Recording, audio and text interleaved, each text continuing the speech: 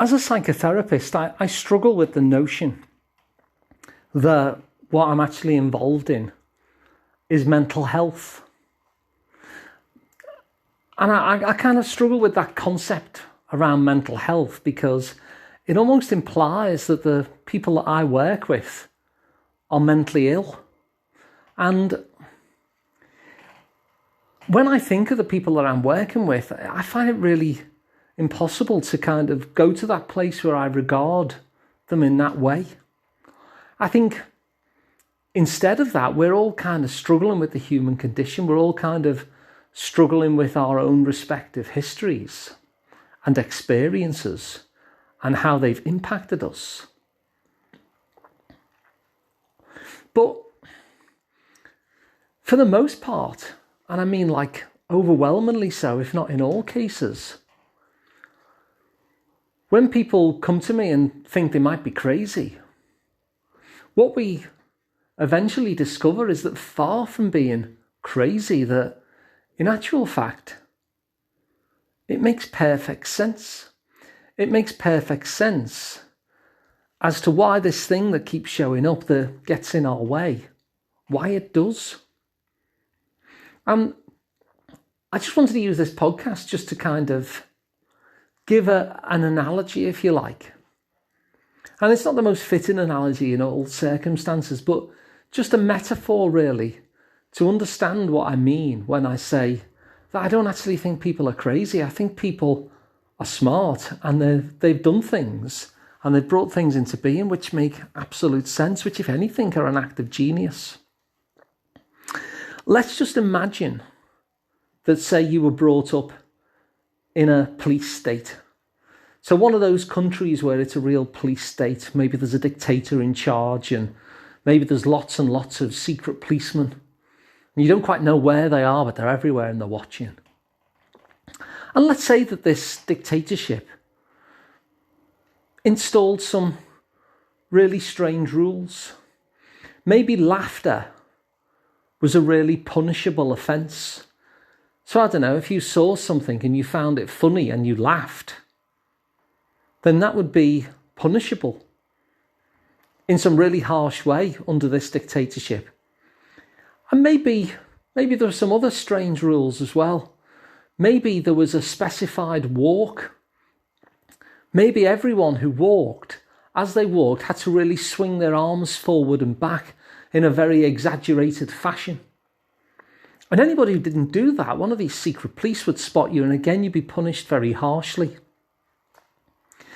And then when you're about 20, having been brought up in this situation, where you're not allowed to laugh and you have to walk in a very exaggerated, arm-swingy manner, you somehow manage to move elsewhere, where that closed society's rules are no longer in place, where that dictatorship isn't there anymore, because you've gone somewhere else and you're living in a very different kind of society. And what you notice about yourself is that everyone around you is laughing quite freely. They're going to comedy shows. They've actually got a whole cultural genre which is dedicated to try and make people laugh. And this is very difficult for you to do. It's very difficult for you to join in with. And also, people kind of look at you in the street because you've got kind of a strange walk. That when you're walking down the street, you notice everyone else is walking quite relaxed and their arms are sort of hung by their sides. And yet your arms are flapping about. In fact, some people even find offence and take you to task over it. Now, if that was the case, is that a sign of craziness that you won't laugh? Is that a sign of craziness that you swing your arms when you walk? Or is that your kind of outdated genius, if you like? Is that the fact that when you were in the dictatorship, you realised that you best not bloody well laugh? And so you decided not to, and you got really good at it.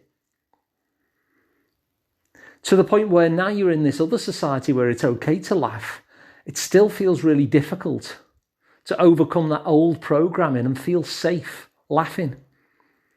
Because you've seen so many people who did laugh who got punished maybe even got punished yourself within this dictatorship, for seeing something and letting out an involuntary chuckle.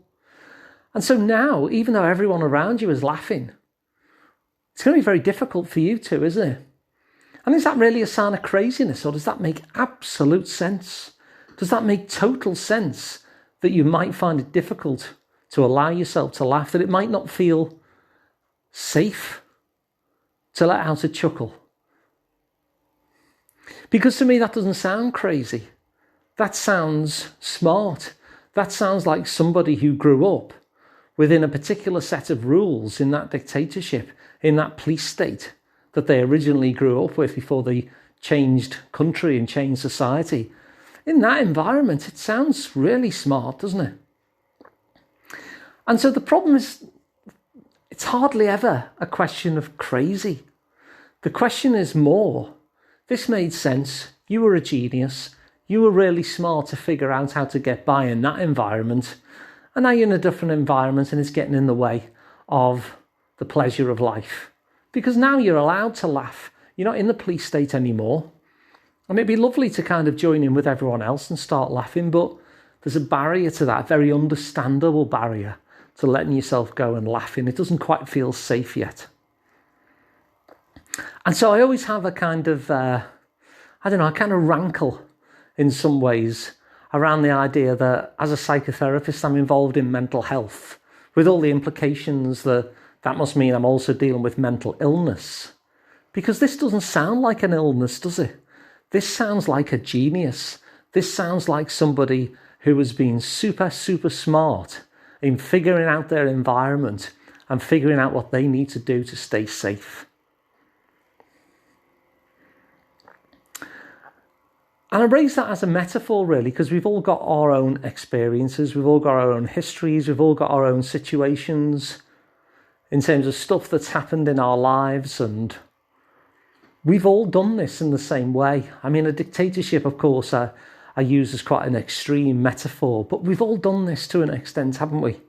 We've all figured out the rules of engagement about how best to get praise, how best to avoid criticism and disapproval and punishment and harshness, how best to get by in the environment that we were in.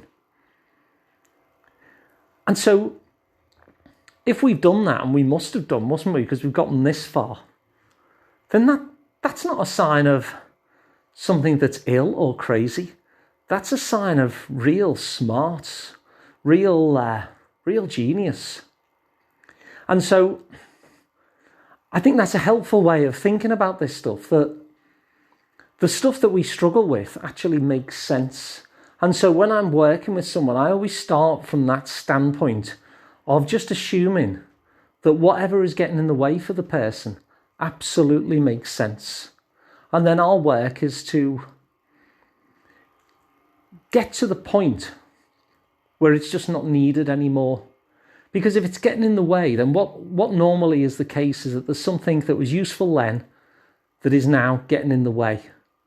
And so the work isn't about going from a place of illness or going from a place of crazy. It's going from a place of genius to using that exact same genius to get into a position where we can drop that thing that we no longer need and so enjoy life better.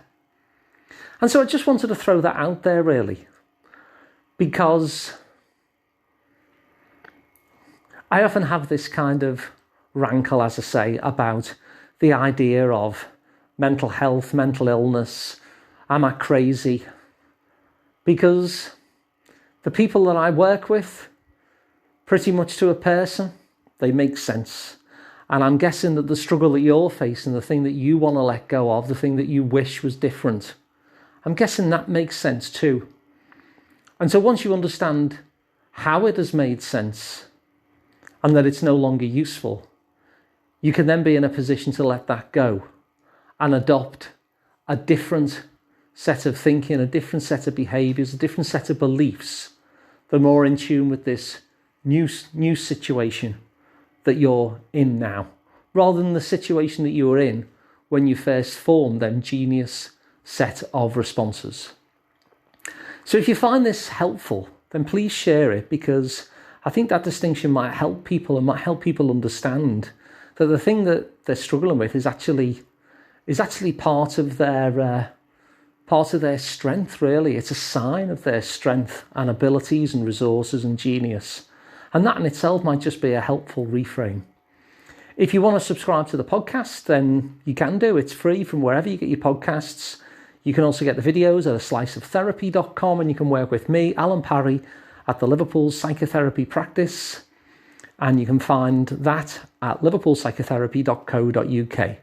So thanks for listening, and I'll see you tomorrow.